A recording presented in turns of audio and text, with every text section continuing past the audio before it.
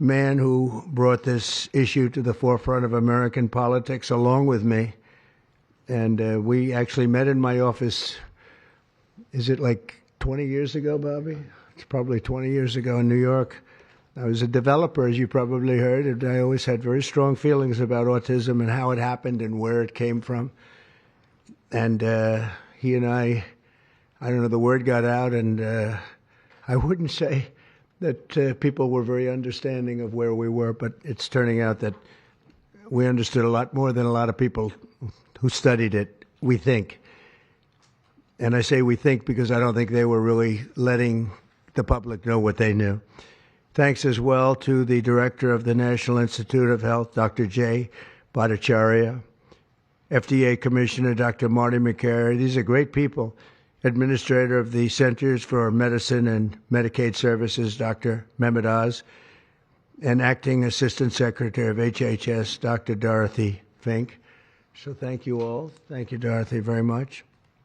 The meteoric rise in autism is among the most alarming public health developments in history. There's never been anything like this.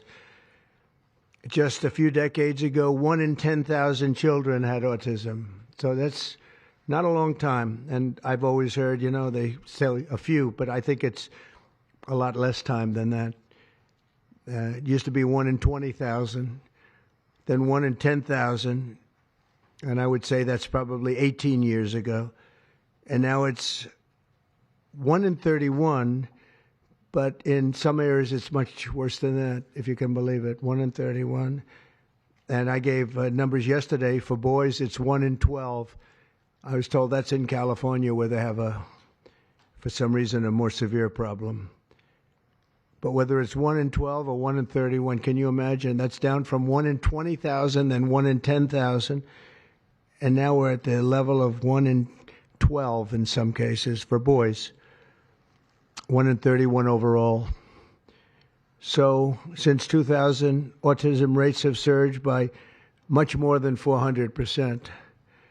Instead of attacking those who ask questions, everyone should be grateful for those who are trying to get the answers to this complex situation. And the first day all of these great doctors behind me were there, I told them this is what we have to find out.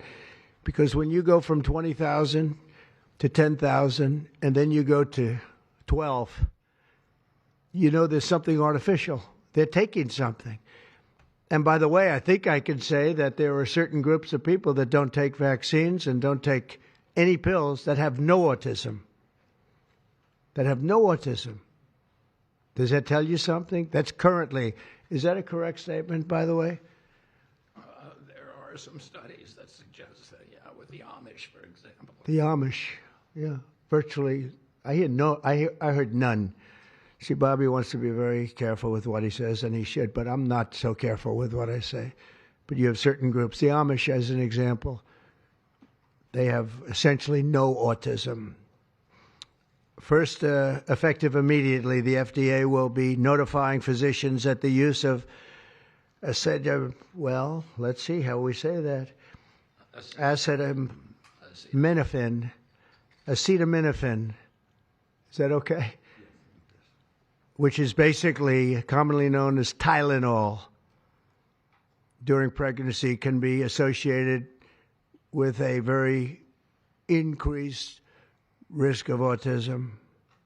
So taking Tylenol is not good. All right, I'll say it. It's not good.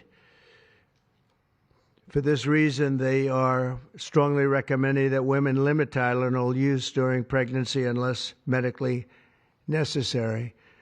That's, for instance, in cases of extremely high fever, that you feel you can't tough it out, you can't do it. I guess there's that. It's a small number of cases, I think. But if you can't tough it out, if you can't do it, that's what you're going to have to do. You'll take a Tylenol, but it'll be very sparingly. It can be something that's very dangerous to the woman's health. In other words, a fever that's very, very dangerous, and ideally a doctor's decision, because I think you shouldn't take it. And you shouldn't take it during the entire pregnancy. They may tell you that toward the end of the pregnancy, you shouldn't take it during the entire. And you shouldn't give the child the Tylenol every time he's born and he goes and has a shot. You shouldn't give a Tylenol to that child. All pregnant women should talk to their doctors for more information about limiting the use of this medication while pregnant. So ideally, you don't take it at all. But if you can't tough it out, if there's a problem, you're going to end up doing it. The other thing that I can tell you that I'll say that they will maybe say at a little bit later date, but I think when you go for the shot, you do it over a 5-time period. Take it over 5 times or 4 times, but you take it in smaller doses and you spread it out over a period of years. And they pump so much stuff into those beautiful little babies. It's a disgrace. I don't see it. I think it's very bad. They're pumping, it looks like they're pumping into a horse. You have a little fragile child, and you get a vat of 80 different vaccines, I guess, 80 different blends, and they pump it in. So ideally, a woman won't take Tylenol. And on the vaccines, it would be good instead of one visit where they pump the baby, load it up with stuff, you'll do it over a period of 4 times or 5 times. I've been so into this issue for so many years just because I couldn't understand how a thing like this could happen. And it's artificially induced. It's not like something that when you go from all of those, healthy babies to a point where I don't even know structurally if a country can afford it. And that's the least of the problems. To have families destroyed over this is just so terrible. I also, and we've already done this, we want no mercury in the vaccine. We want no aluminum in the vaccine. The MMR, I think, should be taken separately. This is based on what I feel, the mumps, measles, and all the 3 should be taken separately. And it seems to be that when you mix them, there could be a problem.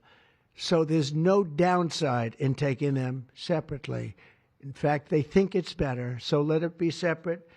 The chicken pox is already separate because when that got mixed in, I guess they made it 4 for a while, it really was bad. So they make chicken pox. Individually, they're okay. When you mix them, something maybe happens. So there's no downside in doing it. It's not like, if you do it, bad things. No, it's only good side. And it may not have that much of an impact, but it may have a big impact. So let those be taken separately. And then hepatitis B is sexually transmitted. There's no reason to give a baby that's almost just born hepatitis B. So I would say wait till the baby is 12 years old and formed and take hepatitis B.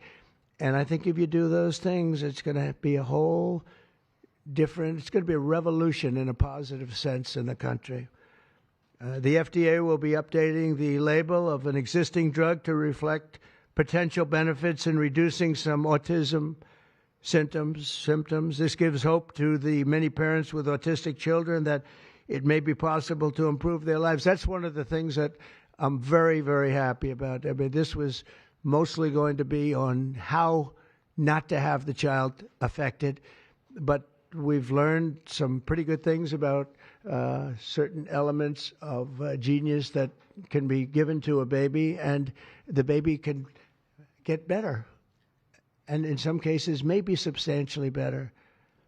Not going to be easy, but be a lot easier if it didn't happen in the first place, as these great parents fully understand, right?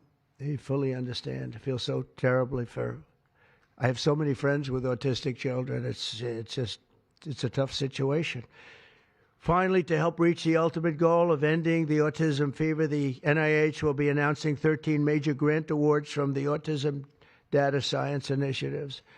And to be honest with you, to me, that's the least important. It's not even a money thing at this point. There's so much money, but they have to do, and they have to move quickly. When the alternative is that nothing bad can happen, Let's do it now. I was just saying to Bobby and the group, let's do it now. Nothing bad can happen. It can only good happen. But with Tylenol, don't take it. Don't take it. And if you can't live, if your fever is so bad, you have to take one because there's no alternative to that. Sadly, first question, what can you take instead? It's actually, there's not an alternative to that. And as you know, other of the medicines are absolutely proven bad. I mean, they've been proven bad with the aspirins and the Advils and others, right? And they've been proven bad. So I'd like to ask Bobby to get up to the podium and say a few words, and then Dr. Bhattacharya and Dr. McCary, Dr. Oz, Dr. Fink, followed by two incredible mothers that have experienced firsthand what this country is going through, what parts of the world are going through. And I will say there are parts of the world that don't take Tylenol. I mean, there's a rumor, and I don't know if it's so or not, that Cuba, they don't have Tylenol because they don't have the money for Tylenol, and they have virtually no autism, okay? Tell me about that one. And there are other parts of the world where they don't have Tylenol, where they don't have autism. That tells you a lot. And I want to say it right now. And, you know, the way I look at it, don't take it. Don't take it. There's no downside in not taking it. So I'd like to ask Bobby to come up and say a few words. I hope I didn't ruin his day, but that's the way I feel. I've been very strong on the subject for a long time. You know, life is common sense, too. And there's a lot of common sense in this, and I wish things like this were brought up. And this group has worked so hard on it, but I'd like to be a little bit more, a little speedier in the process of a recommendation, because there's no harm in going quicker. There's absolutely no harm. At worst, there's no harm. Thank you very much. Bobby, please. Thank you, Mr. President. To meet the President's challenge, I ordered HHS to launch an unprecedented all-agency effort to identify all causes of autism, including toxic and pharmaceutical exposures. At President Trump's urging, NIH, FDA, CDC, and CMS are turning over every stone to identify the etiology of the autism epidemic and how patients and parents can prevent and reverse this alarming trend. We have broken down the traditional silos that have long separated these agencies, and we have fast-tracked research and guidance. Historically, NIH has focused almost solely on politically safe and entirely fruitless research about the genetic drivers of autism. And that would be like studying the genetic drivers of lung cancer without looking at cigarettes. And that's what NIH has been doing for 20 years. As a result, we don't have an answer to this critical question, despite the cataclysmic impact of the epidemic on our nation's children. We are now replacing the institutional culture of politicized science and corruption with evidence-based medicine. NIH research teams are currently testing multiple hypotheses with no area off limits. We promise transparency as we uncover the potential causes and treatments, and we will notify the public regularly of our progress. Today, we are announcing two important findings from our autism work that are vital for parents to know as they make these decisions. First, HHS will act on acetaminophen. The FDA is responding to clinical and laboratory studies that suggest a potential association between acetaminophen use during pregnancy and adverse neurodevelopmental outcomes, including later diagnosis for ADHD and autism. Scientists have proposed biological mechanisms linking prenatal acetaminophen exposure to altered brain development. We have also evaluated the contrary studies that show no association. Today, the FDA will issue a physician's notice about the risk of acetaminophen during pregnancy and begin the process to initiate a safety label change. HHS will launch a nationwide public service campaign to inform families and protect public health. FDA also recognized that acetaminophen is often the only tool for fevers and pain in pregnancy, as other alternatives have well-documented adverse effects.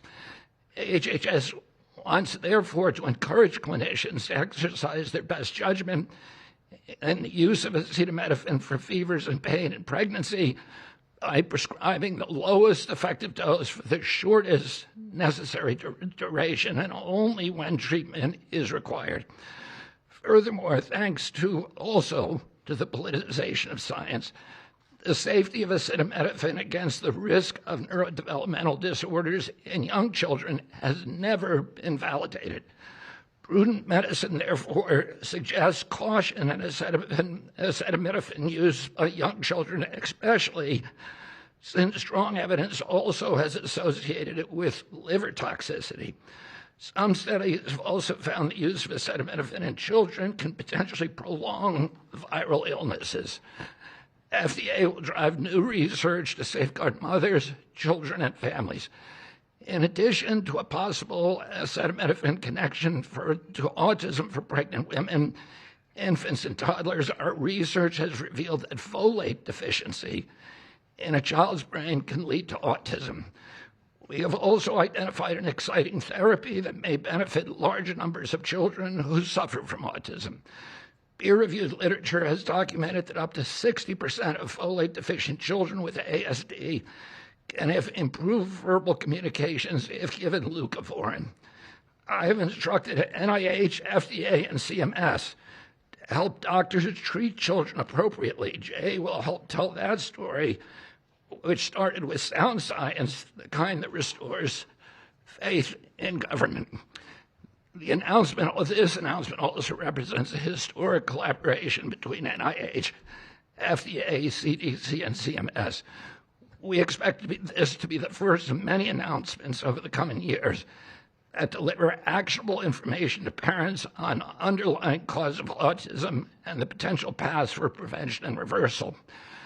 Finally, autism is a complex disorder with multifactorial etiology.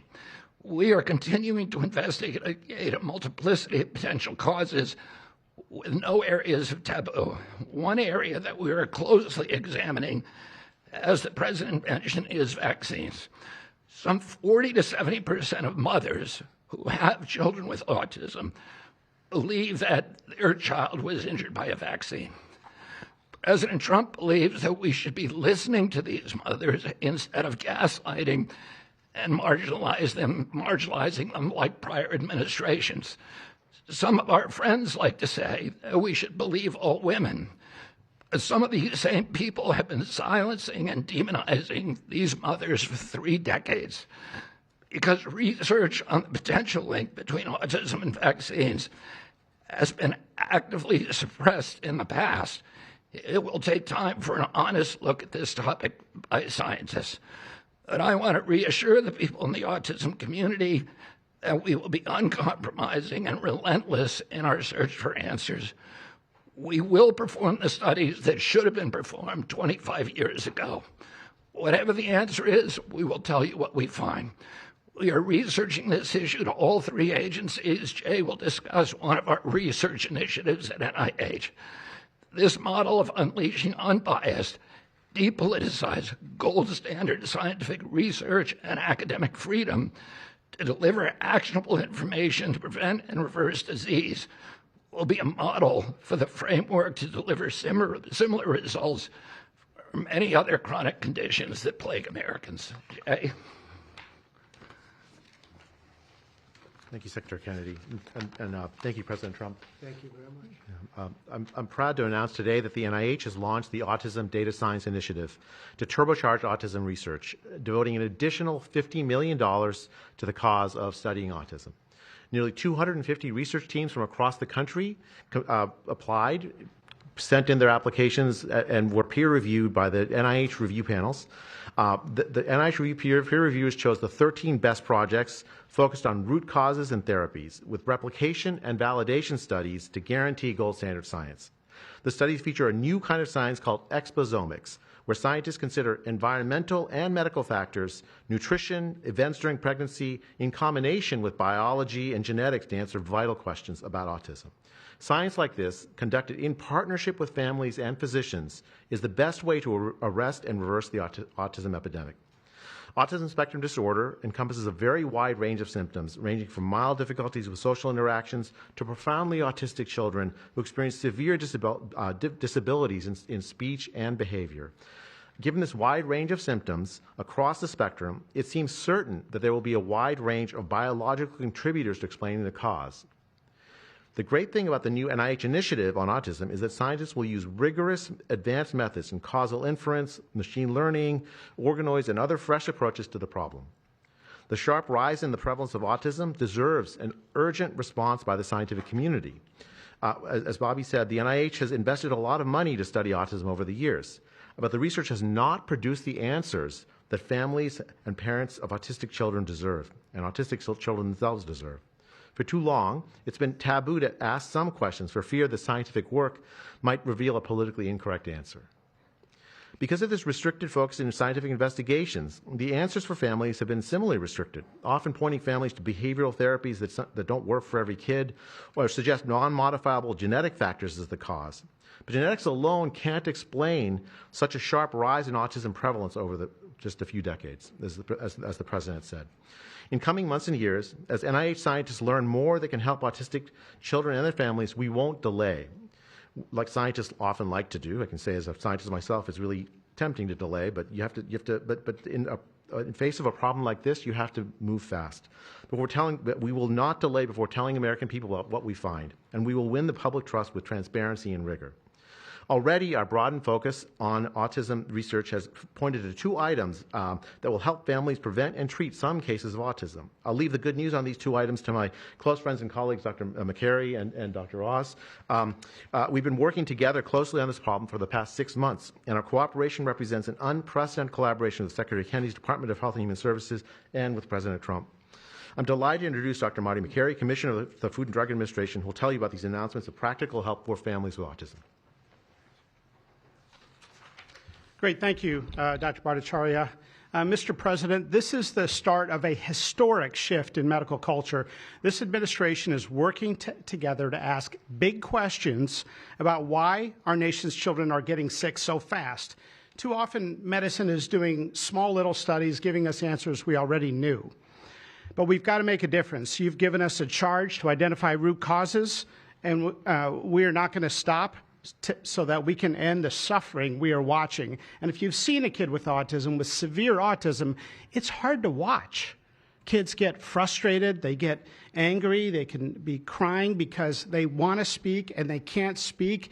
It's hard to watch, and it may be entirely preventable. For an epidemiologist, that child is an expanding statistic. But for a child, it can be brutal to have autism. Today, the FDA is taking action to update the label on acetaminophen and sending a letter to all U.S. doctors letting them know about the risks in pregnancy. We now have data we cannot ignore. There's a very large study, the Boston Birth Cohort, with researchers that have, from Johns Hopkins, my former institution, and Boston University, found, quote unquote, consistent associations between acetaminophen in pregnancy and autism. And the Nurses' Health Study, with researchers from Yale, Columbia, and Harvard looking at 9,000 kids, found that acetaminophen use in pregnancy was associated with neurodevelopmental disorders. And 4 weeks ago, a Mount Sinai Harvard study reviewed all the existing literature and found the overwhelming body of evidence points to an association. Sure, you'll be able to find a study to the contrary. That's how science works. But to quote the dean of the Harvard School of Public Health, there is a causal relationship between prenatal acetaminophen use and neurodevelopmental disorders of ADHD and autism spectrum disorder. We cannot wait any longer. And honestly, there's been this perfunctory, reactionary, mindless practice in medicine. I learned it in medical school and residency. Just treat all fevers, low-grade fevers, treat them with acetaminophen. Why? What are we doing? A study out of Hopkins actually showed that treating a fever can prolong the duration of illness in a young kid. Maybe that's because a fever is a body's natural way of ridding an infection. When my wife was pregnant and delivered our son a few months ago, they pushed her to take acetaminophen for a low-grade fever. She said no, and then they looked to me and I said, absolutely no. I'm also here to announce good news. Today, the FDA is filing a Federal Register notice to change the label on an exciting treatment called prescription leucovorin so that it can be available to children with autism. You know, autism may also be due to an autoimmune reaction to a folate receptor on the brain, not allowing that important vitamin to get into the brain cells. It's a fairly established, mature pathway. Again, we have a duty to let doctors and the public know. We are going to change the label to make it available. Hundreds of thousands of kids, in my opinion, will benefit. One study found that with kids with autism and chronic folate deficiency, 2/3 of kids with autism symptoms had improvement, and some marked improvement. Mr. President, you told us to do what's medically right, to go bold, and not worry about the corporations and the lobbyists. So that's what we're here doing today. Thank you, Mr. President. Good, thank you. Thanks, Marty. I think you all appreciate the passion in the President's voice. We've been hearing that since the inauguration. In fact, even before the inauguration, the President was upset about what he spoke to today. And so together with Secretary Kennedy, who's made it his life's work to address some of these challenges with autism, they challenged us. In fact, they were harsher than that. They wanted no silos to break down what the NIH would do, what the FDA would do, what CMS would do. They insisted that the physician leaders bust through the clutter because their agencies had the power. If we didn't do what every other prior administration had done, which is to let people function within their siloed environments. Because of that, in historic fashion and a very accelerated manner, we have a response today to the autism crisis. It is the first of several chapters, but this is breaking news. You've heard some of it. The response to the autism crisis is going to continue to come to you under Secretary Kennedy's leadership, and the President wouldn't have it any other way, as you've heard. The FDA, based on NIH research, is approving prescription leucovorin for treatment of autistic children. Now, if you're following the script, there should be two questions that you have, two questions that should come to your mind. The first is, how will patients and parents get access to the treatment? I'll tell you how. Over half of American children are covered by Medicaid and CHIP, government health insurance, over half. And therefore, because they're covered in Medicaid and CHIP, upon this label change by Marty, state Medicaid programs in partnership with CMS will cover prescription leucovorin around the country. It's yours, but you have to go to a doctor to get a prescription because they know your child, they know you, and they know the medication. States will also have tools to monitor its use and ensure appropriate utilization. That's important for a bunch of reasons because we want the right kids getting the right prescription medications. We believe private insurance companies will rapidly follow our lead if they have not already done so. And again, to make sure that this is safe and effective treatment, you need a physician to prescribe the medication because it's on prescription.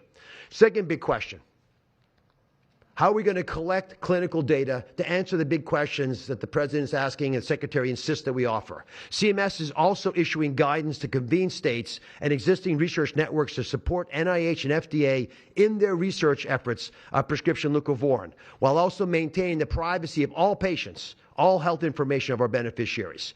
Collecting real-world data, which is what many of you have been asking us to do in the community, is fast, it is life-saving, and we'll get answers based on what happens over the next few months with this approach. The aggressive approach, and it is aggressive, demanded by the President and by the Secretary, have already identified risk factors and opened the door for the first FDA-recognized treatment pathway for autism. It is the first of its kind, and it wouldn't have happened without the leadership of the President and the Secretary. The five-fold increased prevalence of autism over the past 25 years demands a rapid response. The average clinician, researcher, we spoke to many, thought it would take 5 years to get this data. Parents are unwilling to wait 5 years. The President is unwilling to wait 5 years for these results. So the President and the Secretary are acting today with this tri-agency move. The administration's bold actions investing in groundbreaking research follow the science, they restore trust, which has been lacking, and they will change the trajectory for millions of American families. Mr. President, God bless you for being brave. Thank you very much. So let me introduce Dr. Fink, who's acting administrator, and after Dr. Fink, we've got some wonderful women, Jackie and Amanda. I know it's going to be tough, but if you can make some comments about this historic day, God bless you. Thank you, Mr. President, for this opportunity to speak with all of you today. As a pediatrician and mom, I'm here today to talk about what this announcement means for the millions of moms and dads who are faced with the choice of whether to take acetaminophen during pregnancy. It's hard to hear information that challenges the status quo. We are sharing this information not to confuse, but to empower parents to make the best choices when taking medications during pregnancy. We are all concerned about the rising rates of neurodevelopmental disorders, including autism. President Trump and Secretary Kennedy are dedicated to radical transparency so that patients have the best, most up-to-date information. We are also sharing this information with our nation's doctors, and we encourage you, as always, to consult with your doctor to make the best decision for you. All too often, it's easy to think that medicines we buy without a prescription pose little to no risk for the mom or the baby. As you heard today, pregnant women who need high fever or pain reduction during pregnancy should take the lowest effective dose of acetaminophen for the shortest possible duration. Most women will not meet these indications during their pregnancies. I am encouraged by these developments today because it is another example of our commitment to the American people to leave no stone unturned in improving the health of our nation's children. Next, I'm going to turn it over to some incredible mothers who are going to share more about their stories, and we're so grateful to have you here today.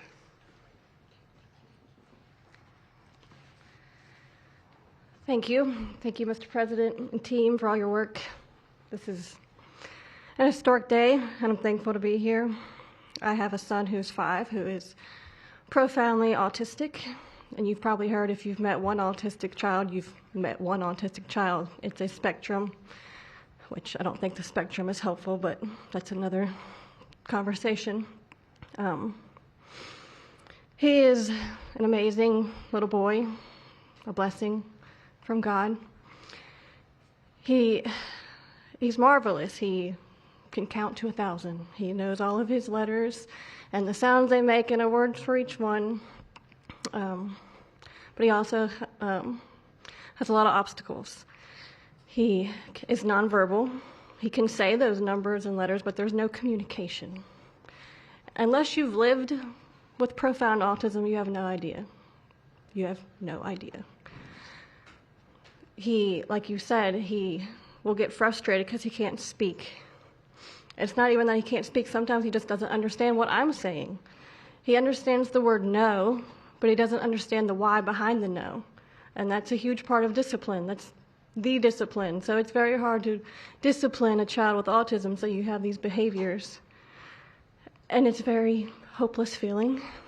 It's very isolating being a parent with a profound autistic child. Even just taking them over to your friend's house is something we just don't do because, again, they're going to be met with no, no, no, and no understanding of why. And then there's a meltdown. And then you're in a situation where you're just helpless and you're just trying to protect your kid.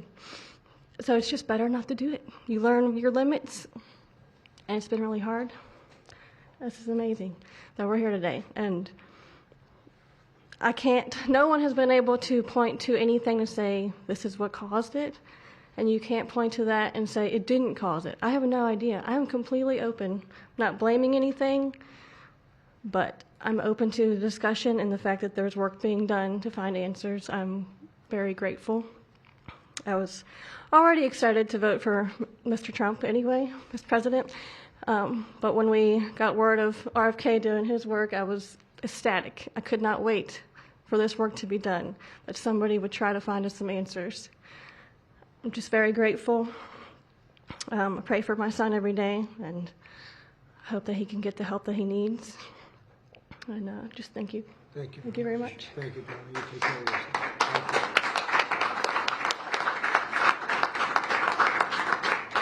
Hi, my name's Jackie. I'm also extremely grateful for the opportunity to be here and share my son's story. My son is Eddie. He's 11.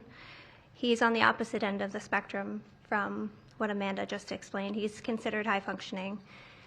He was not always high functioning. He was nonverbal till the age 4. we've had quite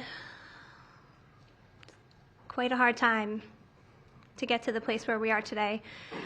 I am just so grateful to President Trump and the entire administration for finally listening to moms who have been crying out for help, for answers for years.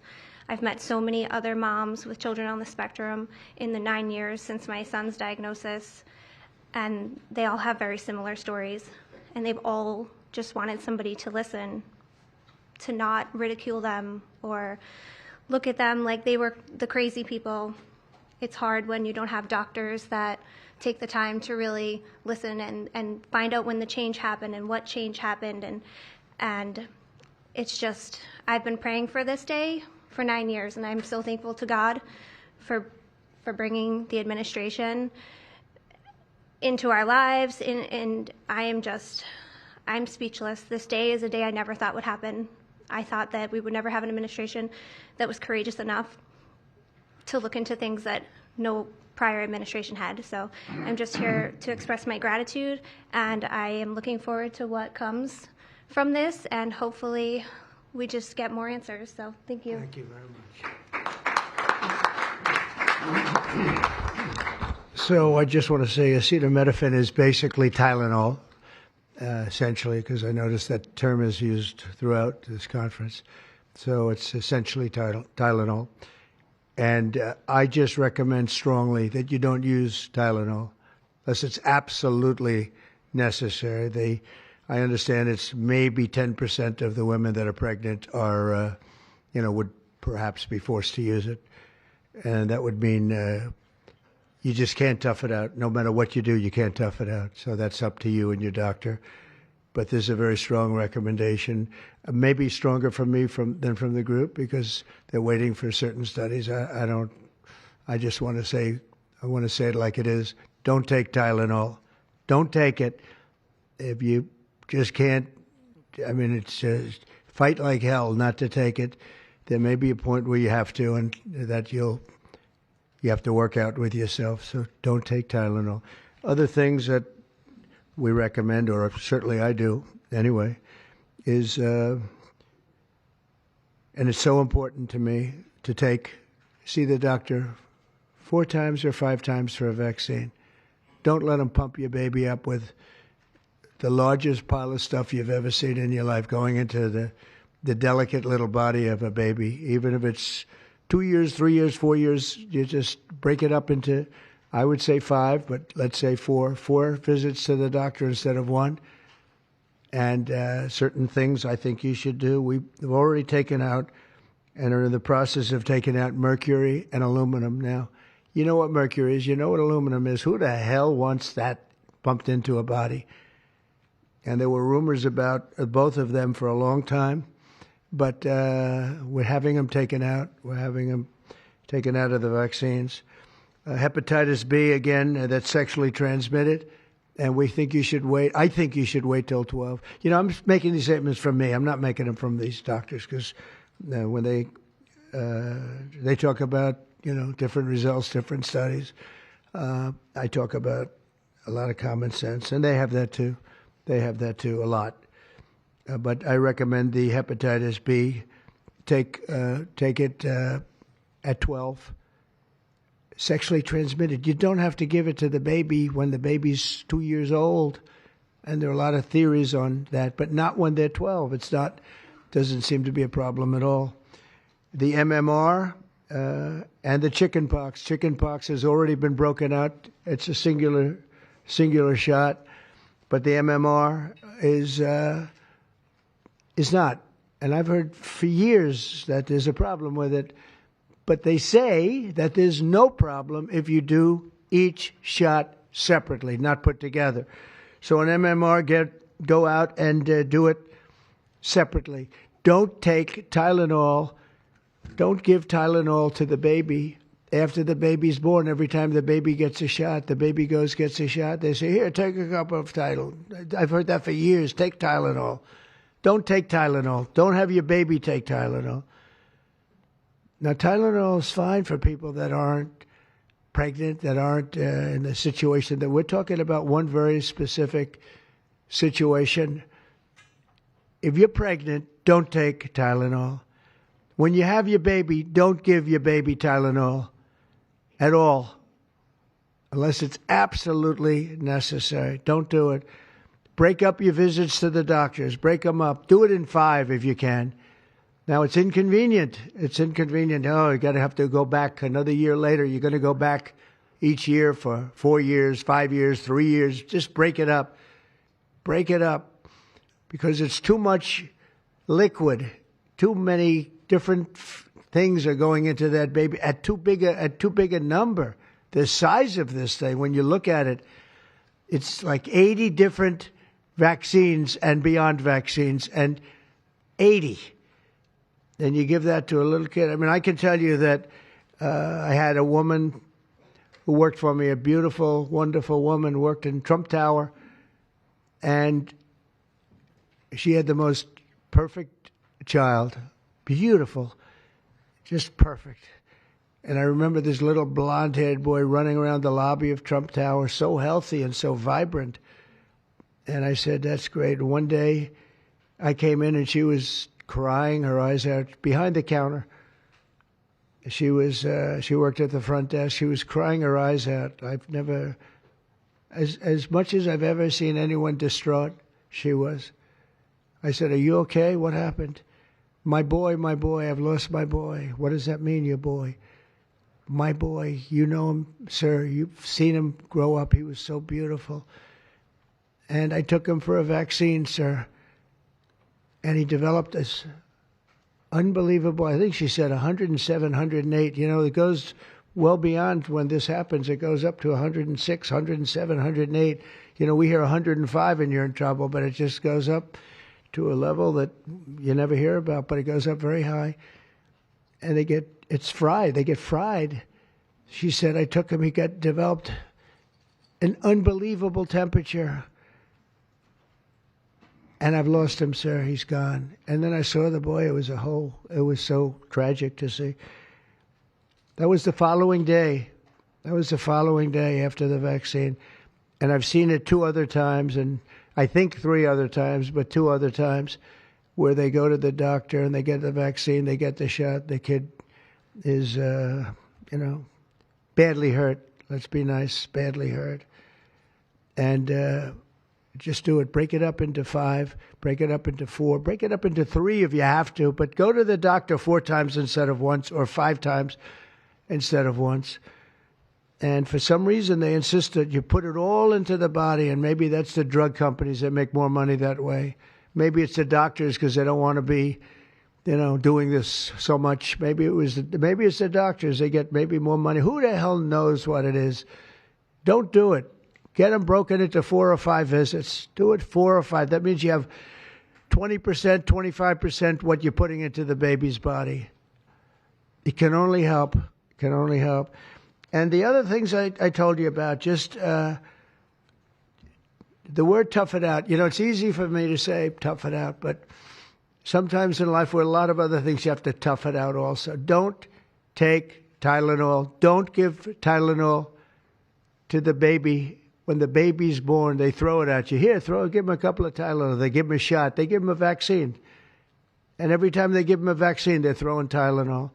And some of these babies, they're long born, and all of a sudden they're gone. And it doesn't hurt not to do it. It doesn't hurt. There's no downside. There's no downside at all. And break up MMR. Break it up. It's practically a known fact that if you break it up, you're not going to have a problem. But for years, we've been hearing how bad MMR is as a combination. And I'm very happy that you broke out chickenpox, because that was really a problem. And there are other things. It's interesting because there are other things, we were talking about it, other different drugs, pills that you take that we know are so bad and they don't take them anymore. But for some reason, with this, they keep taking it. Don't take Tylenol. There's no downside. Don't take it. You'll be uncomfortable. It won't be as easy, maybe. But don't take it. If you're pregnant, don't take Tylenol. And don't give it to the baby after the baby is born. And we have more than 3 years left. And I told Bobby and the doctors behind me, and they are so committed to this, I told them that this is the number one thing I want to do from you. And, you know, we have something else called Favored Nations, where I'm going to be reducing drug prices by 1,000%, by 900, 600, 500, 1,200. We're going to be reducing drug prices at levels never seen. It's called Favored Nations. We're going to be paying what right now, we're like the garbage can for the rest of the world, and we have been for forever. We pay much higher for drugs than the rest of the world. We subsidize the rest of the world. We're not doing that anymore. And that's a big thing. That's a big thing. That's bigger than anything. I told the story the other night that I was so proud in my first term that for the final year, drug prices went down 0.25%. And I was so proud. I said, why? I'm the first one to do it. I think it was 28 years, they said, where drug prices went down from the beginning of the term to the end. And I was so proud. I called a news conference. I said, you know, drug prices have gone down. First time it's happened in 28 years. You know what it was? 0.25%. I was so proud. Now we're going to have them go down from $100 a pill to $9 a pill. From $1,300 for a shot of like an Ozempic or I call it the fat pill or the fat drug.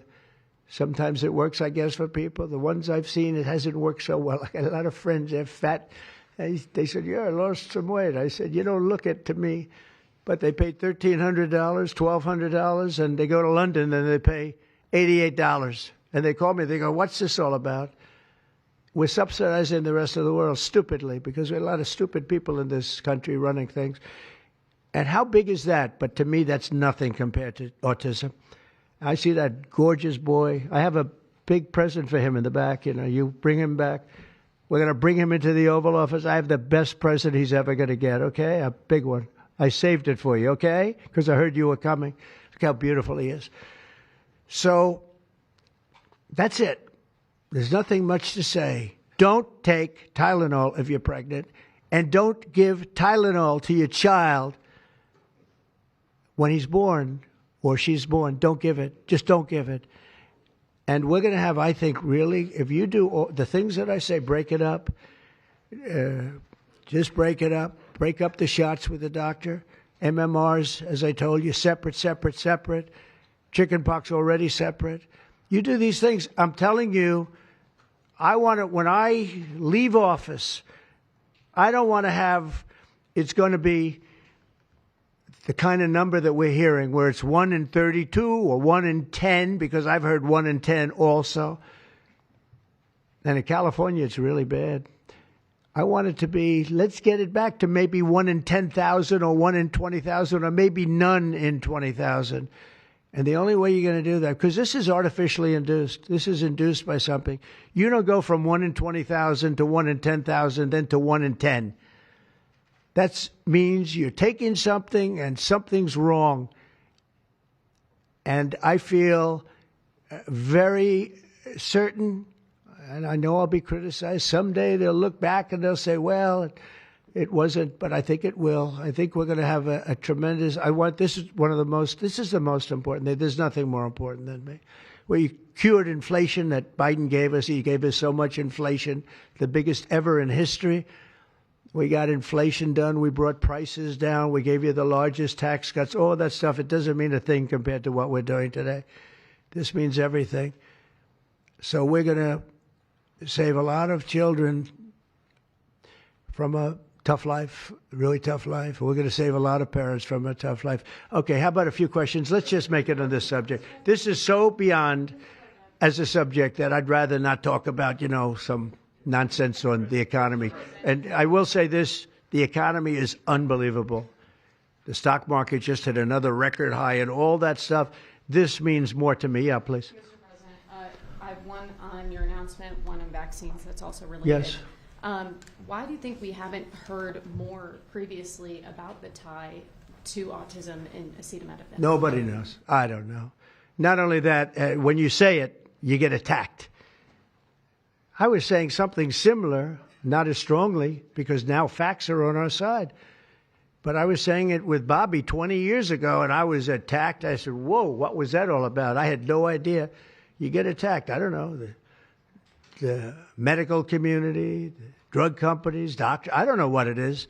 All I want to do, I don't care. I don't care about being attacked. It doesn't matter to me. I believe that the numbers at the end of our term or shortly thereafter could be really phenomenal. I want it to go up just like it came down to this horrible level. 1 in 10, 1 in 12. I was told 1 in 10. I was told 1 in 12. Today I heard 1 in 31 if you add the girls and the boys together. It's crazy. And it was 1 in 10,000 and 1 in 20,000. It's not even sustainable for a country, you want to know the truth. And there are other places that don't have it. And they have things in common. And that's called medical research. Yeah, please. Mr. President, I'm curious as you look at the trend lines, yeah, how much of this is the causation of acetaminophen and how much is sort of better diagnosis, doctors, researchers having a better understanding of what is on the autism spectrum? Do you want to do that? Sure, go ahead. That's one of the canards that has been promoted by the industry for many years, that it's changed diagnostic criteria, better recognition. But there's been study after study done of that completely debunks that. One of them by the Mind Institute at UC Davis, University of California. But also it's just common sense, because you're only seeing this in people who are under 50 years of age.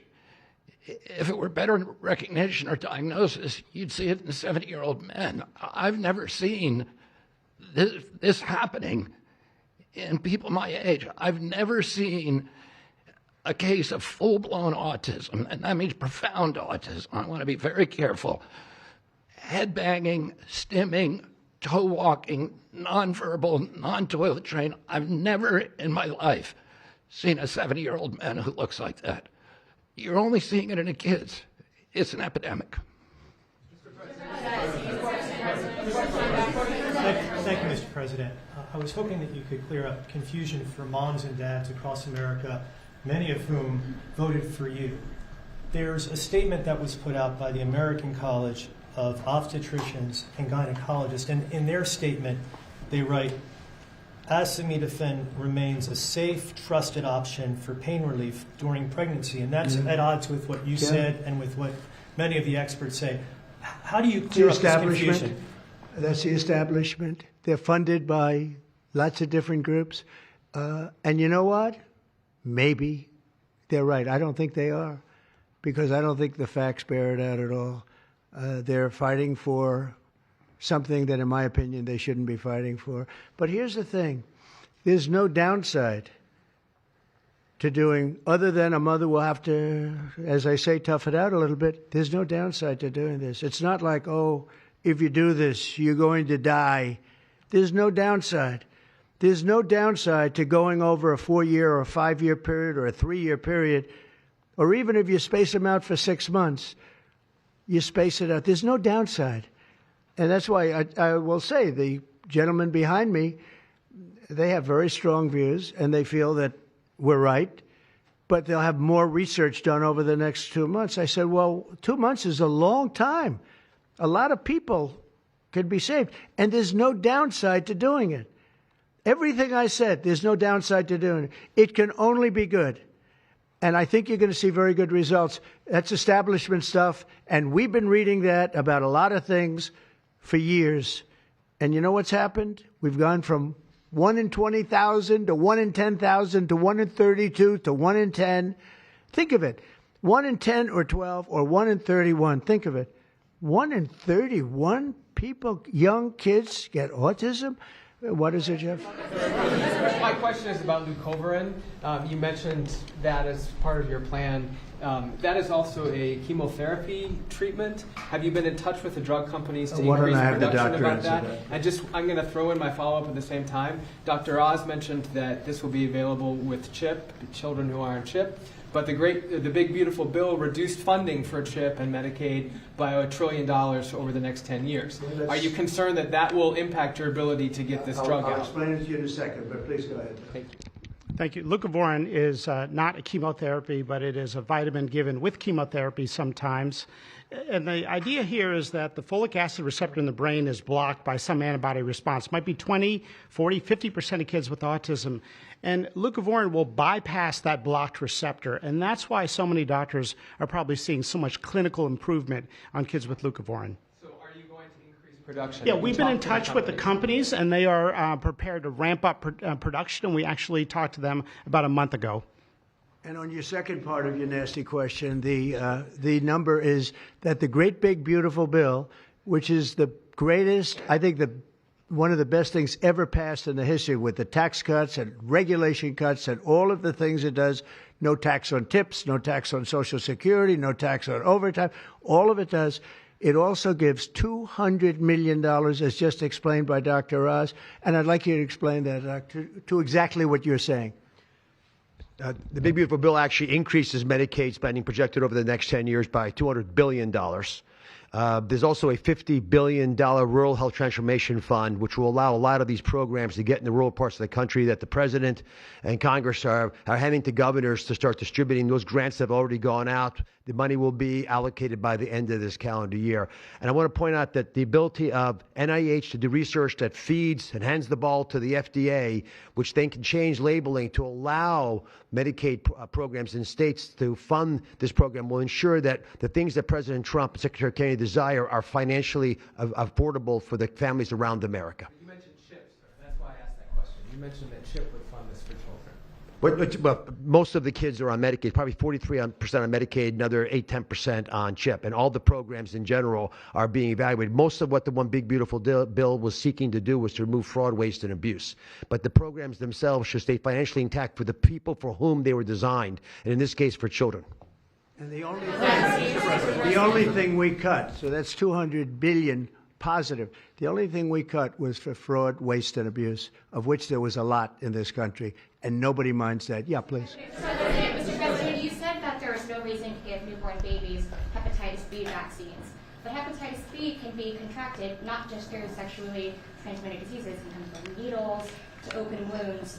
So when you say you feel, is that appropriate to be telling? I think it's absolutely appropriate. I think they should wait till they're 12 years old. Yes, please. Mr. President, thank you all for being here. You've been talking about reducing autism by spacing out vaccines. Would you like other combined vaccines babies receive to be spaced out, like MMRV? What is this again? You've been talking. Speak up, please. Sir. You've been talking about reducing autism by spacing out vaccines. Right. Correct. Would you like the other combined vaccines babies receive to be spaced out, like MMRV? I would say yes, but that just is, for me, it's a lot of common sense involved in this. It's a process, but we're looking, but it should at least be given separately. Now, it's possible that you can reduce them and I'd give them in small doses, but it's possible maybe in that particular case, the MMR wouldn't work in small doses, but you can certainly give them as separate shots. It's been proven to be very safe when you give them in separate shots instead of mixing.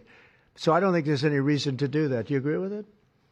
I'm not a doctor, but I'm giving my opinion. I don't think there's any reason to do that. So it's been proven to be safe when you break them up. But MMR by itself, I've heard bad things about it for many years. Yes, please. Mr. President, is the spectrum too broad, in your opinion? For research purposes, you are dealing with a population of children who might have social boundary difficulties, and then you have children who are, going to grow up to be adults in diapers. I mean, what do you think?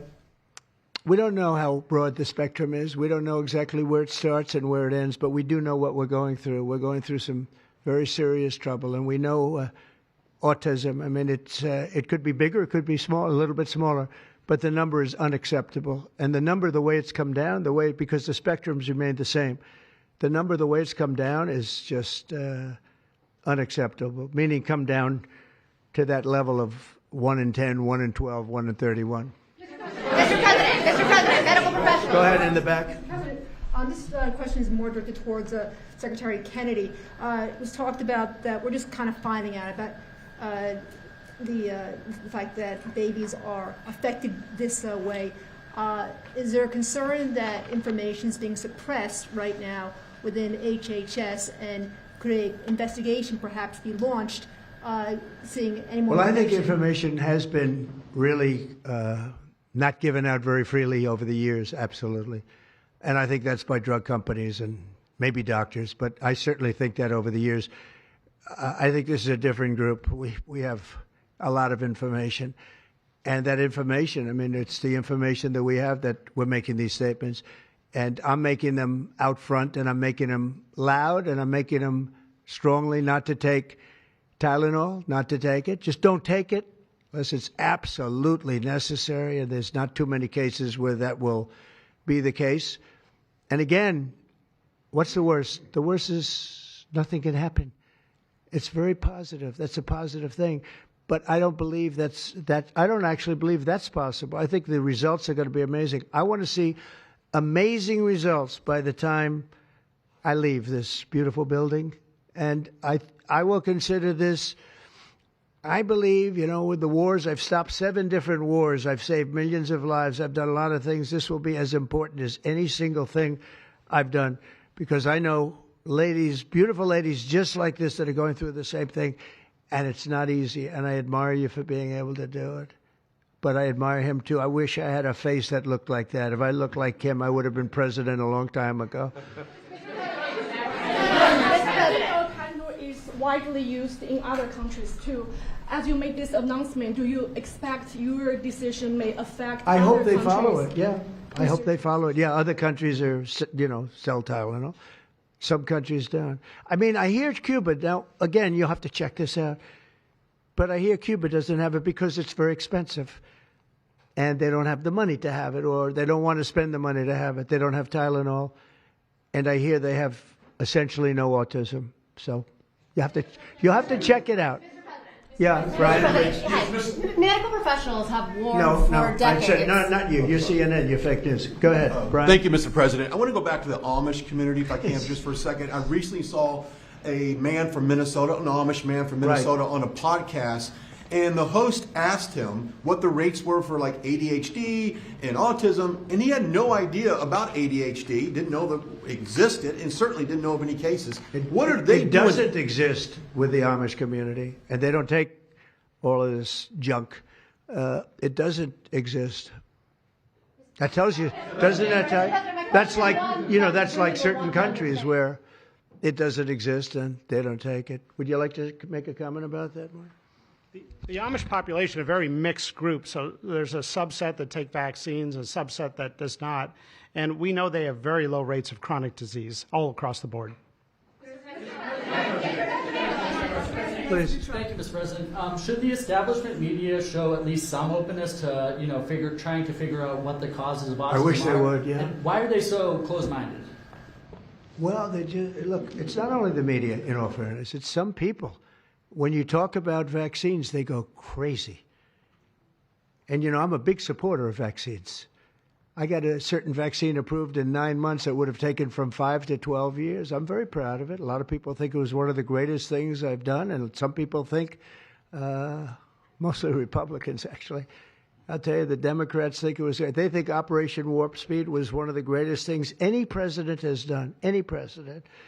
It's, we're very proud of what happened. We got hit with something that came from a place that shouldn't have happened, but it did happen. Those things take place, and you're very unpleasantly surprised. But no, I'm a big believer in vaccines. The polio vaccine, big believer in vaccines. I know Bobby and you guys have it out a little bit, but he's a believer in vaccines too. But I've seen how great vaccines can be, how incredible they can be. So I'm a believer. Yeah. Yeah, please. Your comments made about MMR and hepatitis B, and you said those were your suggestions, but have you spoken with Secretary Kennedy about actually making those changes? I have, yeah, I have. I've spoken to all the doctors about it, and doctors that are not here right now. I've spoken to many doctors about everything we're talking about. And, the Tylenol has started to be spoken of over the last period of time, but we've been doing the research. A lot of what they've been speaking about comes from right here, by research done by these people. And I just say it again. Don't take Tylenol. Don't take it. And don't give it to your child after your child is born. And do all those other things, little things. Just spread out your visits, et cetera, on the vaccine. And I want to thank everybody. This is a very important day. Thank you very much.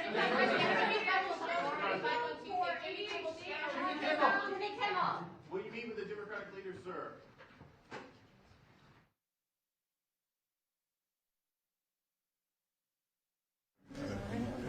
He's not going to answer my